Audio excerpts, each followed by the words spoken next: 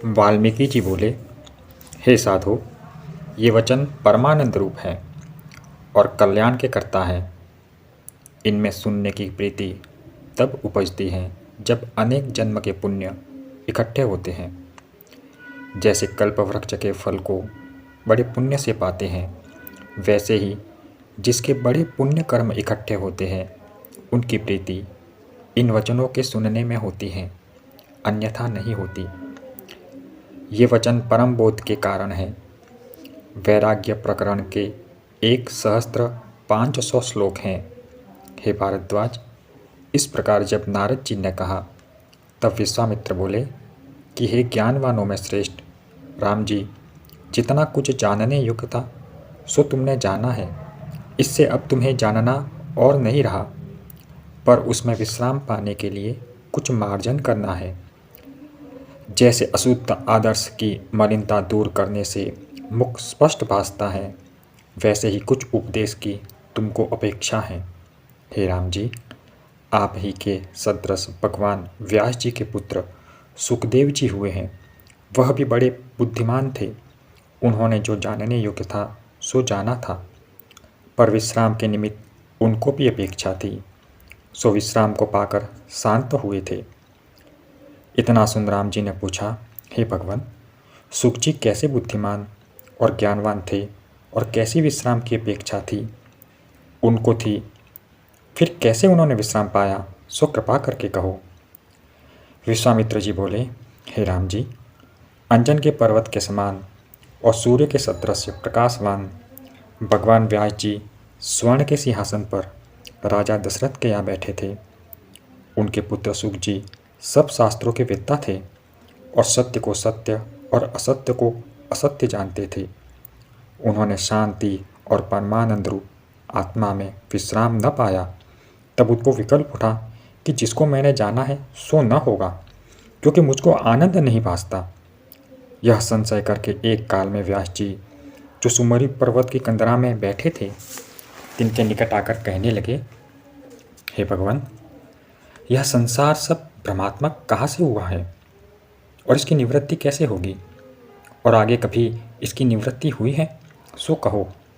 हे राम जी, जब इस प्रकार सुख जी ने कहा तब विद्वेद शिरोमणि वेद व्यास जी ने तत्काल उपदेश किया।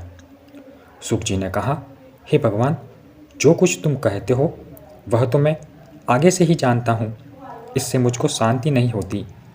हे राम जी, तब सर्वज्ञ वेद व्यास जी विचार करने लगे कि इसको मेरे वचन से शांति प्राप्त न होगी, क्योंकि पिता पुत्र का संबंध है।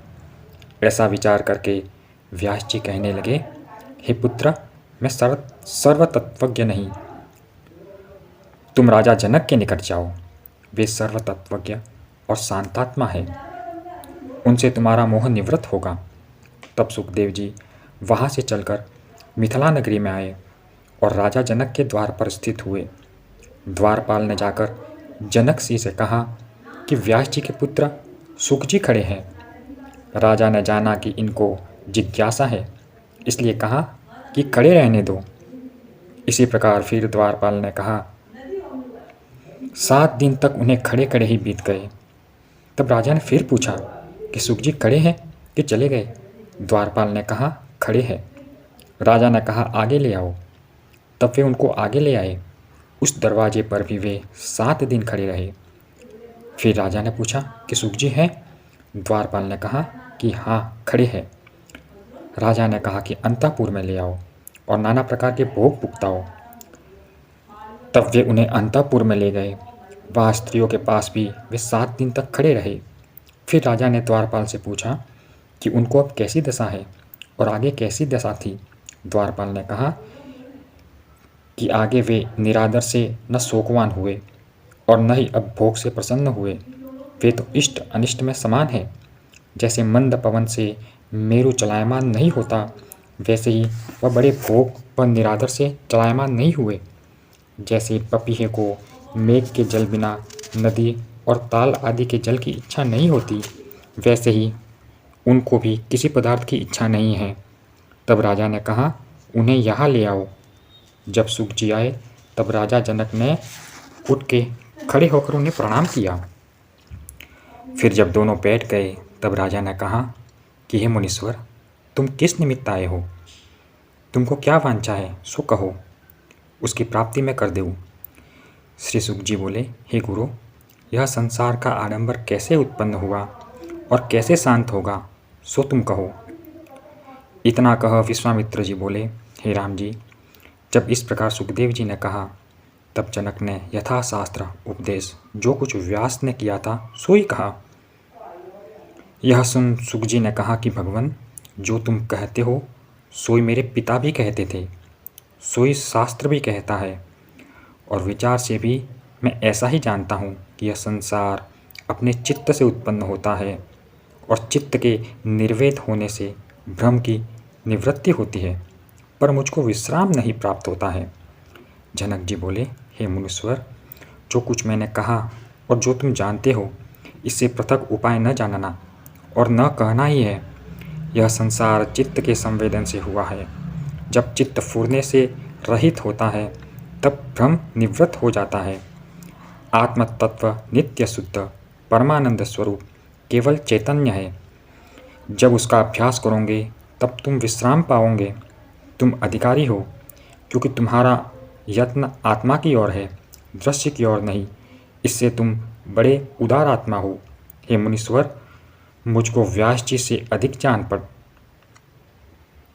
हे मुनीश्वर, तुम मुझको व्यास जी से अधिक जान मेरे पास आए हो, पर तुम उससे भी अधिक हो, क्योंकि हमारी चेष्टा तो बाहर से दृष्टि आती है और तुम्हारी चेष्टा बाहर से कुछ नहीं, पर भीतर से हमारी भी इच्छा नहीं।